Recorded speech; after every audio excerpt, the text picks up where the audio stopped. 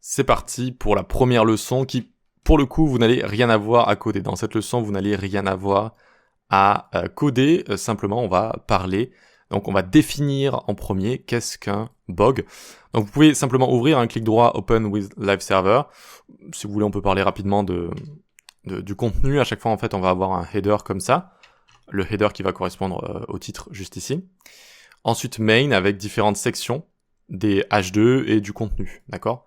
Donc évidemment, on va lire sur cette page-là, mais à chaque fois, j'utilise exactement la même chose pour les titres, etc. Tout ça vient du style global qui vient du petit dossier style juste là. Voilà. Ok, donc une fois qu'on a ouvert ça, qu'est-ce que c'est qu'un bug CSS ? Démarrons ensemble sur de bonnes bases. Un bug est un comportement non prévu, donc n'hésitez pas à zoomer aussi si vous pouvez, un défaut ou une erreur dans un programme informatique. En CSS, il se traduit par des erreurs visuelles, la plupart du temps. L'apparition d'une scrollbar, la superposition involontaire d'éléments, ou encore l'échec d'une animation. D'accord ? CSS est connu pour ça, c'est connu pour, je change une petite chose quelque part et boum, ça ne fonctionne plus, mon élément disparaît, mes éléments passent les uns dessus des autres, etc. Qu'est-ce qui se passe ? Donc ce sont des erreurs visuelles. Et le bug, c'est un comportement qui est non prévu par le développeur. Parce que souvent, en fait, ce comportement est prévu par la documentation, par la spécification, et il est non prévu par le développeur. C'est-à-dire que c'est nous-mêmes, on ne s'y connaît pas assez, on ne connaît pas le fonctionnement de ce qu'on utilise, etc. On a envie de mettre un élément à droite, et boum, il finit à gauche, il finit en haut, il finit en bas, il finit sous un autre élément, et on ne sait pas pourquoi. Donc c'est ça un bug, en fait. C'est un comportement qu'on n'a pas compris, qu'on n'a pas prévu dans un programme informatique. On voulait aller au point B, et on s'est retrouvé au point Z. Voilà, c'est un problème, c'est un bug. Il existe aussi des bugs dans la spécification, c'est-à-dire que les spécifications ne sont pas dépourvues de bugs. Ça peut aussi arriver, mais c'est quand même beaucoup plus rare que la faute soit à mettre sur le dos de la spécification, à part pour des choses très techniques, très pointues, parfois. Souvent, l'erreur, évidemment, est à mettre sur notre dos à nous, et je vous conseille de penser comme ça à chaque fois. Donc j'espère que je parle pas trop, mais je vous donne quand même des conseils, je pense, assez intéressants. Je vous conseille à chaque fois que vous tombez sur un bug, de d'abord, évidemment, vous dire c'est ma faute, c'est moi, j'ai fait une erreur, c'est moi, je vais devoir la déboguer moi-même. Et si vraiment, au bout de longtemps, une propriété ne fonctionne pas comme elle devrait fonctionner, alors peut-être sur le web, vous allez voir certaines choses, dans des endroits très précis, on parle de bugs de spécification, etc. Bon, mais 99% du temps, c'est de notre faute. Et ça, il faut se le dire, c'est très important. Il faut être humble en tant que développeur. Ok, pourquoi débugger en CSS est si complexe ? Pourquoi par rapport à du JavaScript, etc. Pourquoi en CSS, ça nous prend vraiment la tête, on s'arrache les cheveux, s'il nous en reste. CSS pour Cascading Style Sheets est un langage de style servant à décrire la présentation d'un document écrit en HTML ou XML. Contrairement à JavaScript, il n'y a pas de console permettant d'afficher des erreurs en CSS. Et oui, il n'y a pas de console. Vous ouvrez la console avec F12, donc on verra tout ça, les DevTools, évidemment on va s'en servir. Là il y a une console JavaScript. Si j'écris une erreur, eh bien je vais avoir une erreur, regardez. Const ABC est égal ABC, tac. Et si j'essaie de réassigner une valeur juste ici, je vais avoir une erreur, je vais avoir des informations qui vont être utiles pour déboguer en JavaScript. En CSS, il n'y a pas de console. Donc il y a personne pour nous aider en fait. On est tout seul avec nos connaissances CSS et ce qu'on a envie de faire en fait.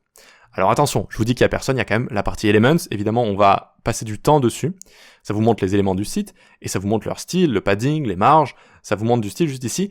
Et je vous dis qu'il n'y a pas de console, mais finalement dans la partie Elements, si j'essaye de mettre des propriétés qui n'existent pas, etc., ça va quand même vous montrer quelques erreurs juste ici. Donc on pourrait considérer ça un peu comme une console. Mais c'est pas aussi complet que la console avec quand même des informations aussi précises. Mais on peut déboguer avec Elements et on le fera évidemment.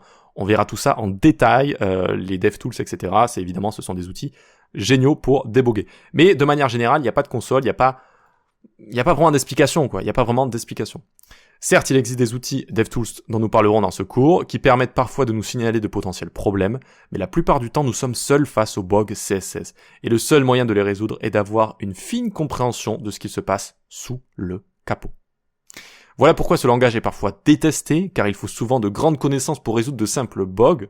Même dans quelque chose aussi simple un display block, par exemple, eh bien en fait ça a plein d'incidences sous le capot. Ça a plein d'incidences, ça crée un block formatting context, ça va se mettre au-dessus de certains éléments, en dessous d'autres éléments. Tout ça, il faut le savoir, ça s'appelle l'ordre de peinture par exemple, on aura une leçon dessus. Et si on le sait pas, on le sait pas en fait. On le sait pas, on peut pas l'inventer. On peut pas l'inventer, donc on ne peut pas déboguer certaines choses. La différence entre, ça c'est très important, la différence entre la barrière d'entrée et le niveau d'expertise de ce langage est immense. En fait, moi, je vous le dis, c'est ce qui m'a fait rentrer dans le développement web. Un jour, on m'avait présenté le CSS, on m'avait présenté un éditeur de code. On m'a dit, tiens, regarde, si tu rajoutes background color, ça change la couleur du site. Moi, je dis, waouh, incroyable, c'est génial. Je peux changer la couleur du site, je peux changer ce genre de choses, etc. Donc, la barrière d'entrée est nulle. C'est-à-dire pour quiconque a envie de changer la couleur, il a juste à mettre background color red, hop, ça rajoute du rouge comme ça. Bon, c'est très simple à comprendre. Mais en fait, on n'a rien compris quand on fait ça. On sait pas du tout comment ça fonctionne. Oui, ça change la couleur, on comprend le comportement en fait, mais on ne comprend rien d'autre. En fait, on comprend pas du tout comment ça fonctionne sur le capot. Le moteur CSS en C++ qui fait le moteur CSS en C++, oui, qui fait fonctionner tout ça, on ne le connaît pas, on sait même pas comment ça fonctionne ni rien. Donc la barrière d'entrée est très simple, mais le niveau d'expertise il est immense si on veut vraiment maîtriser ce langage. Tout le monde peut coder tout le monde peut coder un background color red, car la barrière d'entrée est très basse, mais très peu de gens peuvent expliquer qu'un élément transformé crée non seulement un nouveau contexte d'empilement, mais aussi un fixed positioning containing block, qui empêchera ces éléments enfants en position fixed de passer derrière. Donc on en parlera de ça, on en parlera de ça.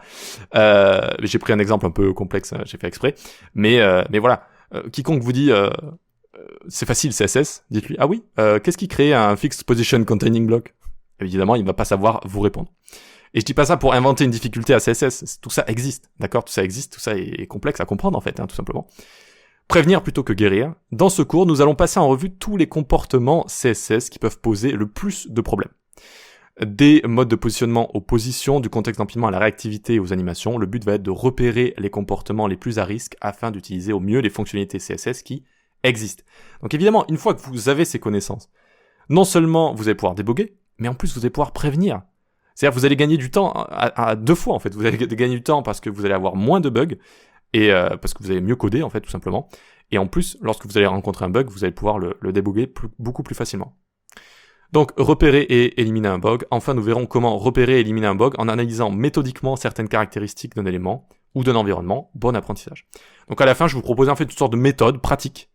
Une méthode pratique. Quand on voit un bug, qu'est-ce qu'il faut faire? À quelle chose il faut faire attention, étape par étape, on va dire de ce qui cause le plus de problèmes au moins de problèmes, pour résoudre la plupart des bugs. Voilà. Ok, donc j'espère que c'était pas trop long cette présentation, mais on y voit un petit peu plus clair, et puis maintenant on va tous parler de la même chose lorsqu'on parle d'un bug CSS. Rendez-vous dans la prochaine vidéo pour commencer le premier chapitre qui va être sur quelque chose d'important qu'il faut gérer, le modèle de boîte et les différents displays. Donc ça, c'est la base, mais vous allez voir qu'il y a beaucoup de choses à savoir. Beaucoup de choses à savoir. À tout de suite.